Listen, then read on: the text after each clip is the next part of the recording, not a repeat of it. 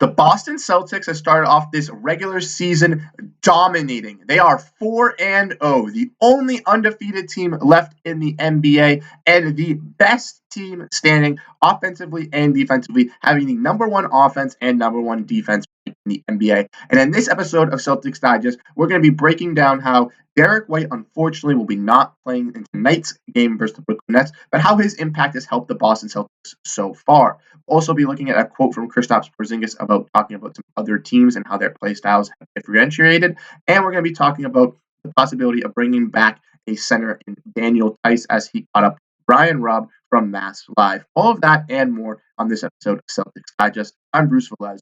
Before we get into any Celtics content, I would like to let you guys know that right around 85% of our viewers are not subscribed. And we'd greatly appreciate it if you guys hit that big old red subscribe button and join the Celtics Digest family. We can't thank everyone enough that's already joined this Celtics Digest family. We just hit our goal of 2,000 subscribers yesterday. Can't thank everyone enough that's already smashed that subscribe button. But if you guys are here enjoying our content, and you guys want to make sure you guys are caught up on everything Boston Celtics, make sure to hit that subscribe button as we're providing that for you guys throughout the regular season and into the playoffs. But let's get into the news at hand today. Make sure you guys get a snack, get ready. This is going to be a great episode breaking down the Boston Celtics. First thing we're going to be looking at is Derrick White not playing tonight. Unfortunately, Derrick White will be sitting out tonight, but not because of injury.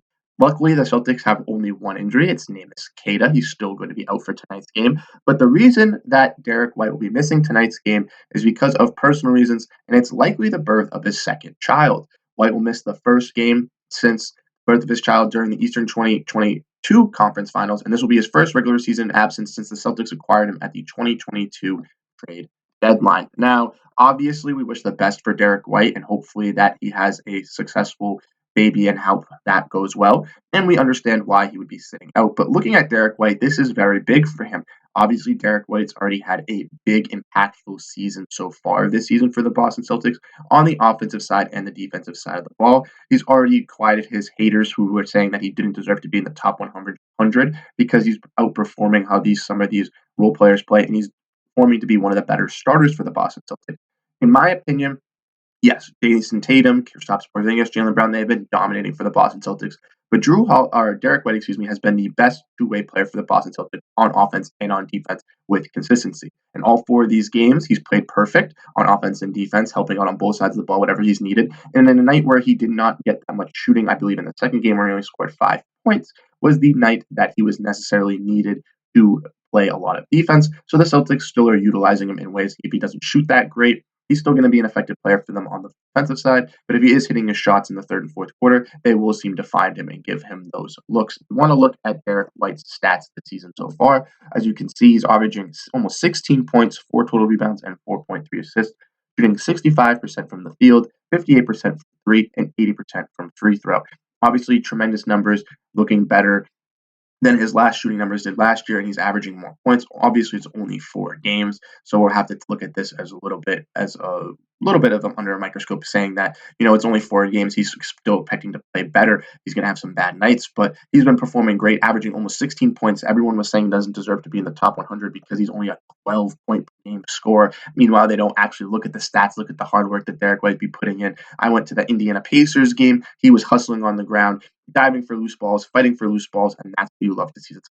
Derrick White is proving to be one of the best spots on this roster, offensively and defensively, and his impact will be missed tonight versus the Brooklyn Nets. But let's dive into the next topic at hand, which is Kristaps Porzingis speaking on the team's confidence.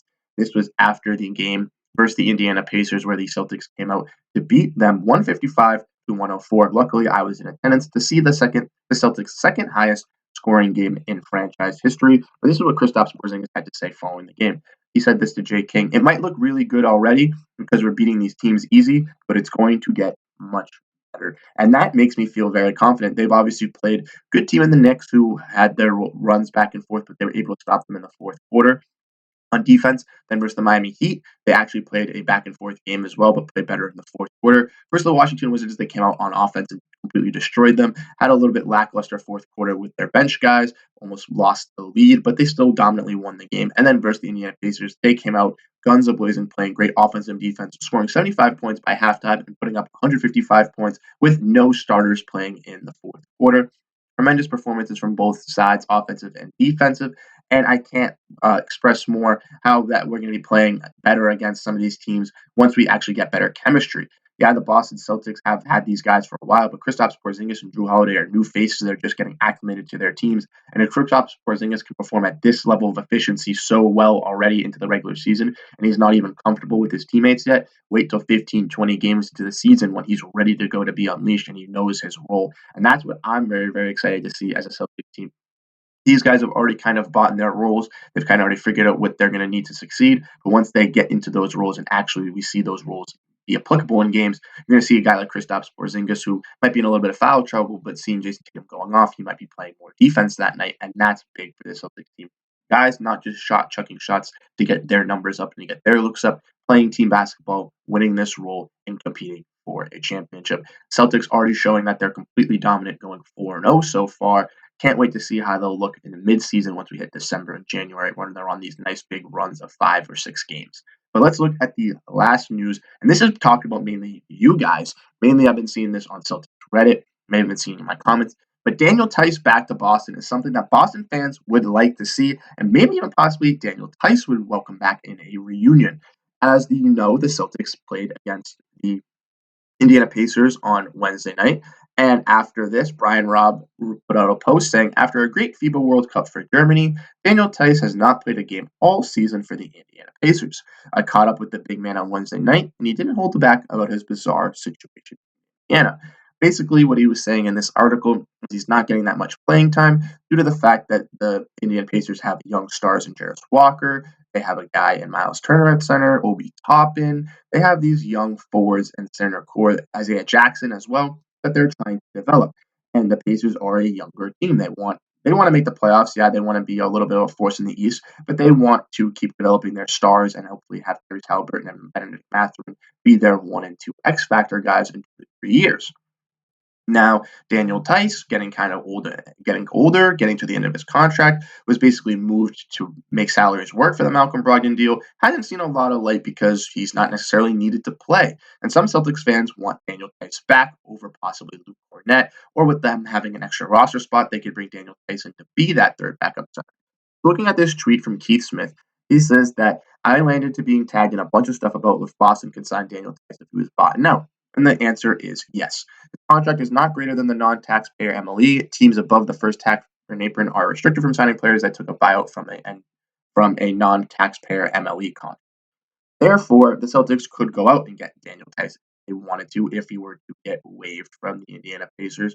And I know a lot of fans in the comments and on Reddit have expressed that they would like Daniel Theis back. But personally, I'm not the biggest fan of Daniel Theis. On the Boston Celtics, he was expected to be a starting center years ago and was one of the better low-end starting centers, but that was our problem. We didn't have a great starting center. We had a mediocre one that was a very good backup on a contending team, but not a great starter.